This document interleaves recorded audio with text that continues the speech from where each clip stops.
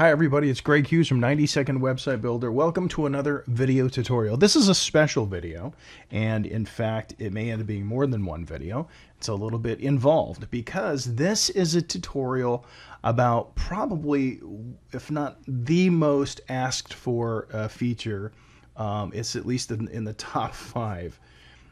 Many of you want to create an area of your website that's password protected. You might call it a membership area or just a protected area where, for example, you have stored content that you don't want people to access unless they have permission to, unless they have a username and password.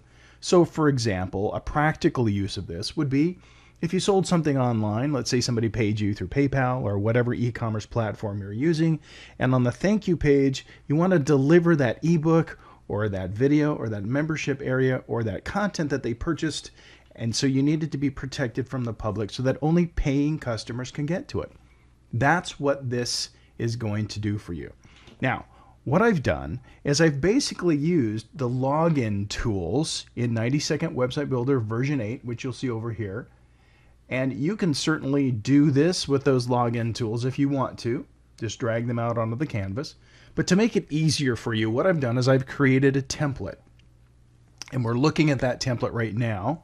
And I've made that template available for you in the members area. So if you're a user, a customer of the full version of 90-Second Website Builder version 8 or higher, you have access to this template. You can download it, install it in your templates folder, and open it up and begin using it. So what I'm going to do is walk you through this template and show you how it works. Now, it's going to look way more complicated than it is. And that's because I want to make sure you have all the information you need to create these password protected areas on your websites. Because of course, with 90-Second Website Builder, you can build multiple websites. So I want you to be able to do this. And so I'm just going to give you a lot of information. So some of it's going to seem complex when it's really not. In fact, what's exciting about this is we've changed it. In version 7, this was about 3 times harder to do. And many of you made great membership areas using version 7 of 90-Second. But those of you that did, you're going to be blown away by how much easier it is now in version 8 to create a membership area or a password protected area because we've made it super, super simple. And I'm going to show you why. Before we get started, let me show you what I've done with this template. You'll see there are a number of files. In fact, if you look at the site manager, you can see I have a number of pages that I've created for this template. Each one does a specific thing.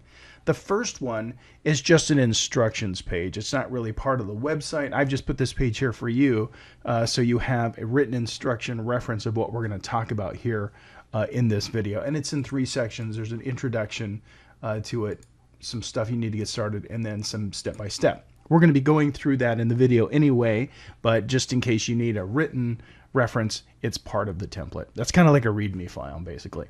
The rest of the pages are actually part of the template. They're the files that you will be uploading to your membership area, wherever you want that to be on your website. This page will not get uploaded. That's why it has this little red X next to it. And the way I did that was I right-click on the canvas out here on this page, go to Page Properties, and I just check this box that says Don't Publish this page, because we don't want this page as part of the website. Okay, simple enough. Now let's look at each one of these pages that we're going to be using in our membership area. And then we'll go through them step by step. But let me give you an overview. So there's going to be an administrator page. This is great. And this is a new feature. This is new to version 8. This is wonderful because this is a page we're going to create that allows you as the owner of the website, and you'll be the only one that has access to this page, to log into this page and see who has created username and passwords, or you can verify them if that's how you've set it up. You can add new members, you can delete members or edit, change their passwords if they need that. You can do all that manually just by going to your website and going to this page, logging in, and managing that. So that's really handy. So you won't have to go into cPanel or PHPMyAdmin or all these technical things. You can do it right here from this page. We're also going to create a login page, obviously, because we're making a login area. And this page was created using the login tool and login name and all of these tools over here. And basically, this is where people go who are existing members of your membership area or existing customers who've already paid. And when they come back to the protected area, this is the page they'll go to. And you'll take them here so that they can log in using their username and password. Now, for people who don't yet have a username or password, they're going to need to go to the sign up page where they create their account. This is the page you would take them to right after they've paid for access. For example, somebody buys your ebook or access to your videos. This is the page you take them to and say, okay, thank you for your purchase. Now create your account, and you can have them create their own username and password, provide their email address. All that would happen here. We're going to talk about configuring that here in a minute, but that's what this page does. And of course, for people who forget their passwords, and we all do, we need a forgotten password page so that if somebody does that, they can go here and retrieve their password via email.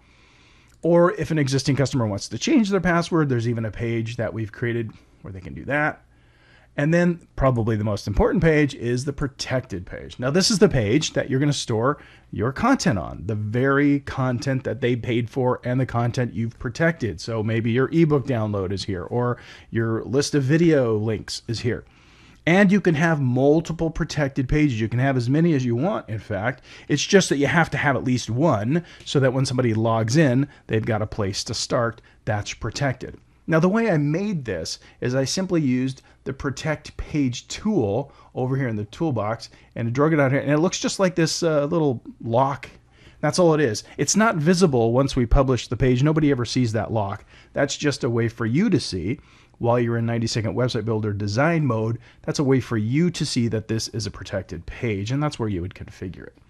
And the other thing this page has is kind of a neat little script here that says welcome, and then in my case this is Blackwire because that's the default username, but it would say welcome, and then whoever they are, that would be their name, would go there. So welcome John Doe to the such and such page. You'll also notice all these pages are pretty bare and blank, and that's because I haven't put any design into them. This is just the programming that you're seeing. You would obviously make these pages look a lot nicer. You might have your header here, your footer down here, some navigation, your logo, whatever. These are just bare bones. You would take out all this stuff. These are just instructions. So it's left for you to do kind of the fun part, but the programming is done for you. So that's what a protected page is. And of course, an error page. This is in case somebody tries to log in and say they mistype something like their username. Then it takes them to this page, and they hit this button and go back to log in again. Again, it's a very boring looking page, but you can fix that if you want to make it pretty, you can. And then every website needs at least one default landing page. It needs to be called index, so that's what this is. Yours would be whatever you want it to be. This is where people would go if they happen to go to this directory without being a member. You might even put in this on this page, hey, you're in the wrong spot. Unless you're a member, you can't be here. Or if you're a member, click here and go to the login page. So that is what you could use this page for. Okay, so that's a real quick overview of what we've got in this template. Let's take them one at a time. First of all, let me point out that before we work with this template, before you create a membership area, there are about 3 things you need to have as a preliminary, as a prerequisite to do this. One is you need to have a web hosting account that supports PHP. Now, the good news is most of them do. In fact, almost all of them do. If you don't have a web hosting account with PHP, you probably are missing out on a plethora of services and features for your website. For example, you can't have a WordPress blog without PHP, or a number of other things like shopping carts and all kinds of things, any kind of dynamic content. Well, this website, this particular kind of website where you have a password protected area is going to need PHP. So your host needs to provide you with PHP, or you simply can't use this, or you probably need a different host. If you're with Blackwire hosting, you have PHP. You don't need to worry about it. And like I said, most hosts do provide that. But that's something that we need to say, because if you happen to have a host that doesn't, you'll need to know that. Secondly, you'll need to make sure that you already understand what it means to have a published location in 90-second website builder. Now, for those of you that have experience working with the software and you've already published your website to your server, you know what I mean by a published location. Well, we need to make sure that published location is already set up. That's basically the connection to our web host, so that when you want to upload your website, when you want to publish it, you have the software already set up to do that. So 90-second website builder just needs to know where you're going to store this website. So we call those locations, and we're going to have that already set up before we begin, and I'll show you why here in a second. And then we're going to need to know how to create a database on the server. Now, the good news about step 3 is it's unbelievably easy. Even though you see all of these lists of instructions, that's just for reference, because in a minute I'm going to show you that the way you create a database is by clicking a button.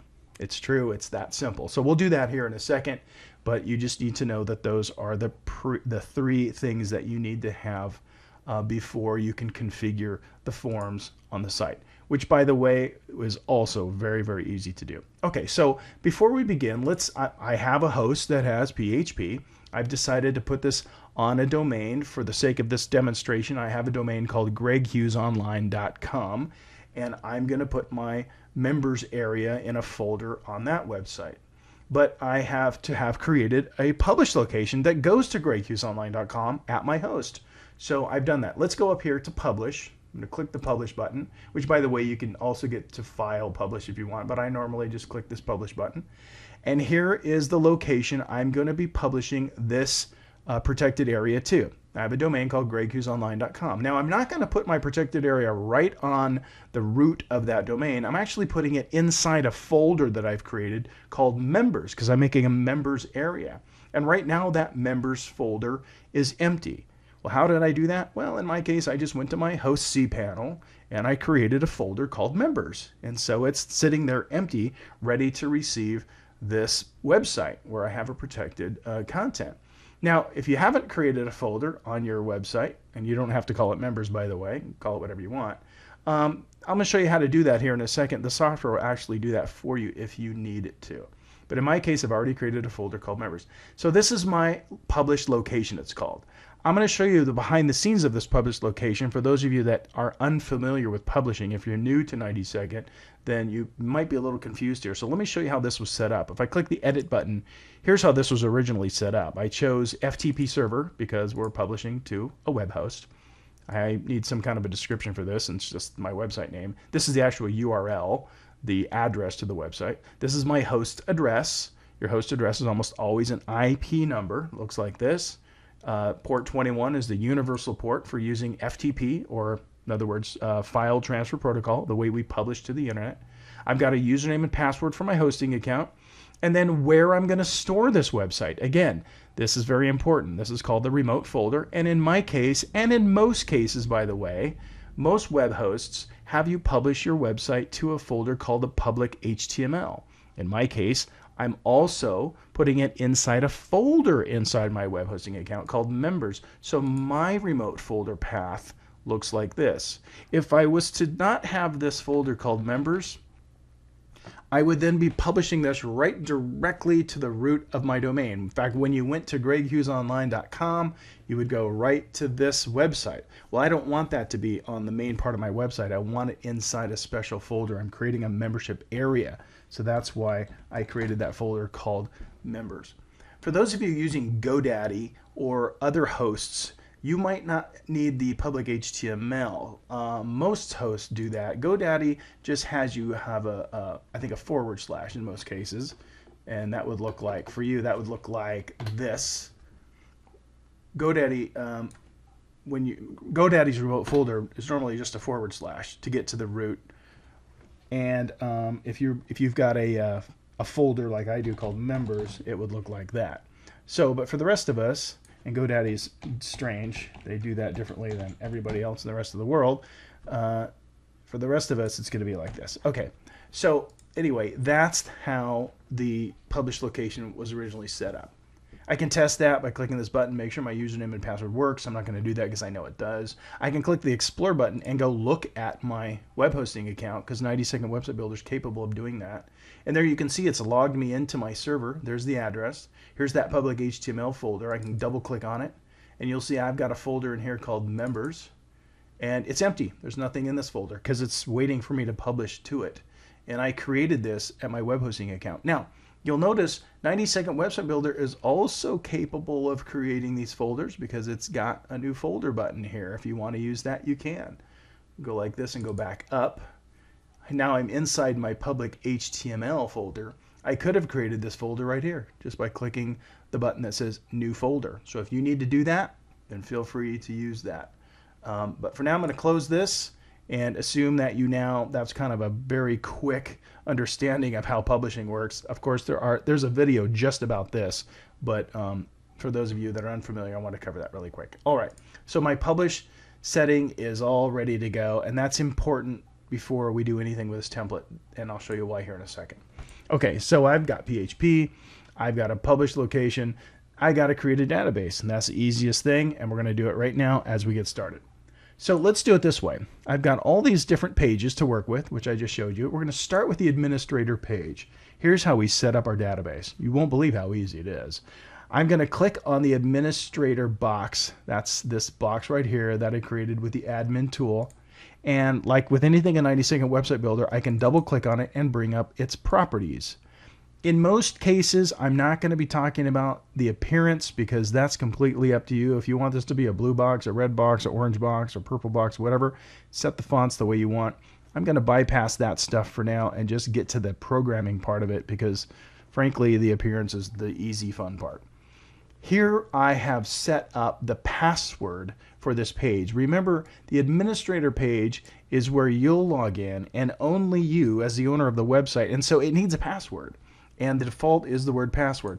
Please change that because password is the worst password in the universe, obviously, so you're going to want to change that. You'll notice I'm not changing it just for this demo, but I would never use password as a password, and I don't want you to either. I sound like your mother, but it's really good advice. Change that password. Okay, the other thing you're going to need to know is we have to have a database. Well, the software has chosen a name for our database by default called usersDB or users database .php. Now you can change this if you want to, but if you do, you'll want to write it down because you're going to need to remember what you changed it to for other pages. In my case, I'm going to leave it usersDB, and I suggest you do too, just for the sake of ease. Let's leave that alone. Okay, but again, you can change it if you want to. Now, how do I create this database? Very simple. I click the button that says create database, obviously. And it's going to say, okay, we're ready to create a database. It gives me one more chance if I want to change the name of it, which I don't. I click next. And then it says, okay, which location do you want to publish this to? So you see why I had to have that published location already created. In my case, I have several locations, and I don't want to put it on this website or these websites. I'm working on this website right now. So it's important that I select the right location. So I send this database to the right host, the right account, etc. Okay, so let's click next. And it's showing me now my server. It actually just logged me into my web hosting account, and I'm going to take it to where I want to put this. Inside my public HTML folder, there is a folder called members. And by the way, again, if I hadn't created that folder, I can do it here. So there's been a couple of opportunities along the way to create that folder. So mine's already created. So I'm going to go into it by double clicking on it. And now here we are inside this empty folder. Now you'll see that the software is telling me, here's where we're going to put this, so make sure you've got it right. So it's saying to me in this path, we're going to put a file, a PHP file, that's going to be used as a database. It's called usersDB. It's going to go into a folder called members, which is inside your root public HTML, the part where the directory where your website is stored. And that is okay with me. That's what I want. I'm trying to create a members area, so this is correct for me. So you want to make sure that's right. If it is, here's how easy it is. Boom, it's done. It's actually that fast because we're already connected to the server, and so it just created a data file. It's an empty data file, so it doesn't take long to create it, and so it's sitting there ready to go. So all I'm going to do is click OK, and my administration page is ready to use when we publish it. Okay, let's move on to the next page, the login page. This is where people are going to log in who already have an account. And we want to make sure that this login works. So I'm going to double click, and we're going to, again, we're not going to worry about the appearance of this page. I'll let you do that stuff. But we can adjust the labels, like where it says password or remember me, or all of these different, all of this wording is adjustable, and you would do that here. And of course the color is adjustable. But I'm going to leave that alone. Let's get to the good stuff. Down here where it says behavior. Again, I want this page to know which database I'm connecting to, and I'm connecting to usersdb.php. Remember, that's the one that we just used. Again, that's why I didn't want to change the name, because all these pages already have that in there. If I had changed the name of it, I would need to click here and edit this. The page that I want my user to go to after they log in, this is an existing registered user.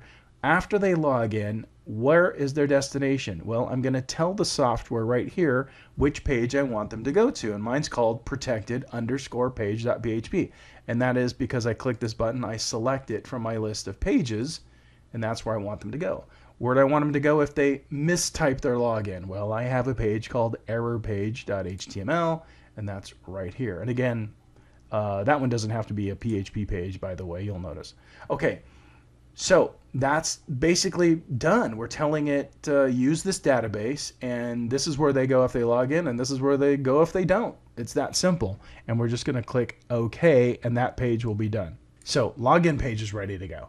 Now let's look at the sign up page. This is the page where people would go for the first time, the secret page you don't want anybody to know about unless they've paid you. And by the way, I protected this page by going to page properties, and I just checked these boxes that says don't synchronize. I don't want this as part of my navigation.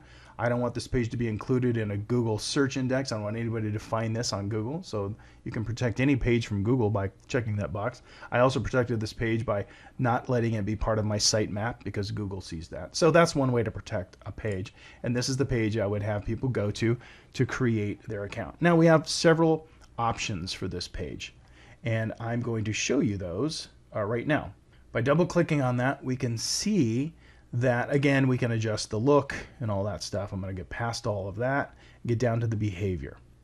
Now, I have a couple of options. When somebody signs up for a new account, I can require that person to verify their account by getting an email. And it's a great little feature. If I select this, when somebody types in their full name, username, they create a password, they confirm that password, and they type their email, what will happen is they'll be sent an email. And that email will say, your account has been created, but it'll give them a link that they need to click to verify their account. They will not be able to log in until they go to that email, click that link, and then it will set them up and finalize the process.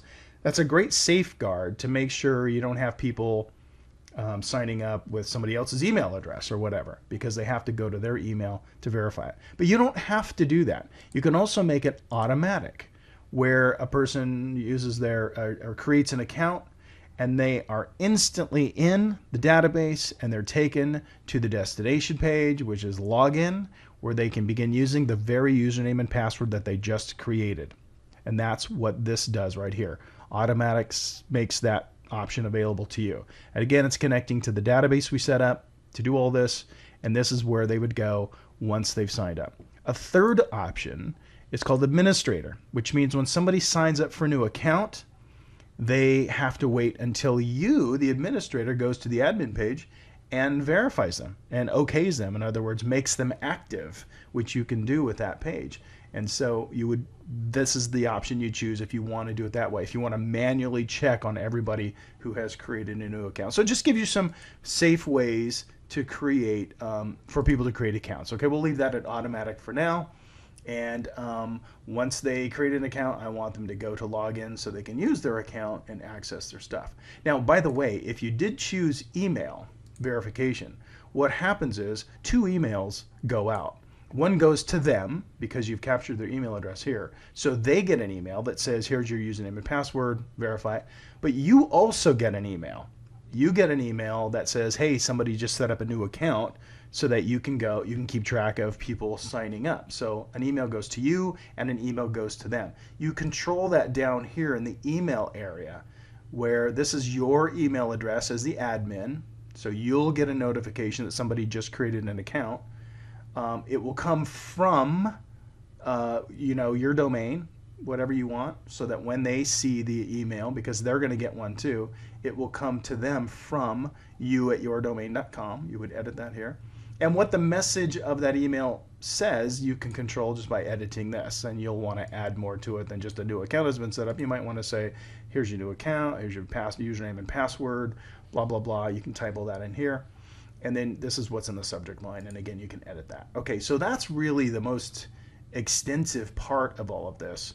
And so you want to pay attention to that, especially if you're using that email option. Now, by the way, even if you don't use email verification, if you just leave it at automatic, you will still get an email. Even if they don't, you will get an email that says somebody just created a new account. So for safety purposes, you can watch that. All right, so that's obviously a very important form. And again, using the defaults that I have in the template means you don't have to do a lot of editing. Just leave things the way they are and you're good to go. The forgot password is very simple. We're just going to make sure that it connects to the right database, and it does. So that's here. You would change this if you change the name of the database. After they have retrieved their password, they need to go somewhere. So you would just take them to the login page or wherever you want to take them. Okay, that's that page. This is the same thing, very simple. And again, you can change the labels and what all of these things say. We want to make sure it connects to the right database, and by default, it's this one. We want to make sure it goes to the right destination page after they've changed their password. They can go to the login page and try out their new password. That's all set up. That's pretty easy. And then, of course, the protected page. This is the page that you have all of your good stuff on, and you can edit these things. So this, I told you, this little field is kind of fun here. If you double click on it, this is called the login name properties, and it's this tool over here, login name.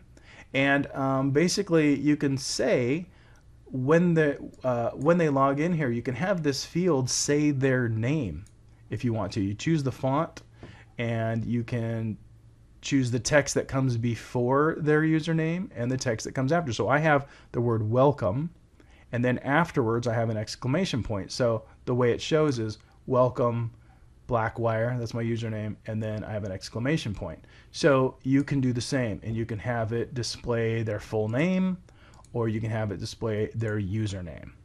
Remember, those fields were created in the admin. So that's a kind of a cool little trick to put on the protected page, so they feel like they got a little personal attention there. Hey, welcome John Doe to the protected area, blah, blah, blah. Okay, this is pretty self-explanatory because this is just where you put your stuff you're protecting. It's protected again because of this lock, and all we did was we just drug that lock out onto the page here, and it is it's not accessible to people who haven't logged in. If somebody happens to find this page, they're going to be automatically redirected to the login page because they will be denied access, and that's where you change that. It's always a good idea to have a log out button on your protected page or on your protected pages so people can get out and end their session, and that's a real simple thing to set up. And then, of course, the error page, very simple. The error page just is where they go if they log in wrong, and there's nothing to set up here. It's just a link back to the login page. And I told you index page is how you want, however you want to set it up. So basically, we're done. We've done that. We've set everything up now. All I'm going to do is publish all of these files to my website, and we'll go take a look at it. But I'm going to stop the video because it's really long. And in video 2, we're going to publish this, and then we're going to look at what it looks like published and give it a little test. Okay, so let's pause the video, and I'll see you in video 2.